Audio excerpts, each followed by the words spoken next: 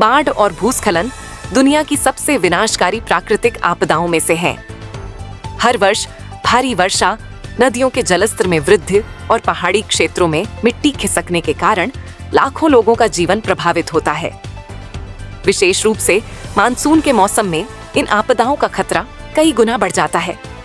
नेपाल, भारत और अन्य पर्वतीय देशों में हर साल बाढ़ और भूस्खलन के कारण जनधन की भारी हानि होती है।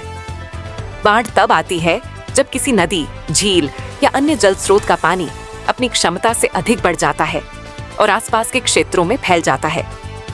लगातार भारी बारिश, बादल फटना, बांध टूटना या जल निकासी की उचित व्यवस्था न होना बाढ़ के प्रमुख कारण हैं। दूसरी ओर भूस्खलन तब होता है जब पहाड़ों की मिट्टी, चट्टानें और मलबा अचानक नीचे की ओर खिसकने लगता है। अत्यधिक वर्षा, भूकंप, जंगलों की कटाई और अनियोजित निर्माण कार्य भूस्खलन के मुख्य कारण हैं। बाढ़ और भूस्खलन से लोगों का जीवन पूरी तरह अस्त व्यस्त हो जाता है। घर, सड़कें, पुल, स्कूल, अस्पताल और खेती की जमीन क्षतिग्रस्त हो जाती है। कई परिवार बेघर हो जाते हैं और उन्हें सुरक्षित स्थानों पर जाना पड़ता है। फसलें नष्ट होने से किसानों को भारी आर्थिक नुकसान उठाना पड़ता है। इसके अलावा पीने के पानी के स्रोत दूषित हो जाते हैं, जिससे हैजा, डायरिया और अन्य संक्रामक बीमारियों का खतरा बढ़ जाता है। पहाड़ी क्षेत्रों में भूस्खलन का प्रभाव और भी गंभीर होता है। कई बार पूरी सड़क मलबे से भर जाती है, जिससे यातायात पूरी तरह बंद हो जाता है। दूर दराज के गांवों तक राहत और बचाव दल का पहुंचना कठिन हो जाता है। कई बार लोग मलबे में फंस जाते हैं, जिससे जान बचाना चुनौतीपूर्ण हो जाता है।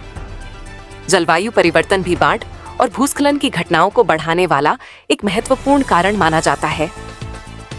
मौसम में तेजी से हो रहे बदलावों के कारण अत्यधिक वर्षा और अचानक आने वाली बाढ़ की घटनाएं पहले की तुलना में अधिक देखने को मिल रही हैं। इसलिए पर्यावरण संरक्षण और जलवायु परिवर्तन के प्रभावों को कम करने के लिए सभी को मिलकर प्रयास करना चाहिए। इन आपदाओं से बचाव के लिए कई महत्वपूर्ण कदम उठाए जा सकते हैं। पहाड़ों में अधिक से अधिक वृक्षारोपण करना चाहिए, क्योंकि पेड़ों की जड़ें मिट्टी को मजबूती से बांध कर रखती हैं। नदियों और नालों की नियमित सफाई करनी चाहिए ताकि पानी का प्रवाह बाधित न हो। जोखिम वाले क्षेत्रों में अनियोजित निर्माण कार्यों से बचना चाहिए। सरकार को समय समय पर मौसम संबंधी चेतावनी जारी करनी चाहिए और लोगों को सुरक्षित स्थानों पर पहुंचाने की उचित व्यवस्था करनी चाहिए। आपदा के समय लोगों को घबराने के बजाय प्रशासन के निर्देशों का पालन करना चाहिए। यदि भारी वर्षा हो रही हो तो नदी, नाले और भूस्खलन संभावित क्षेत्रों से दूर रहना चाहिए। आवश्यक दवाइयां, पीने का पानी, सूखा भोजन, टॉर्च और प्राथमिक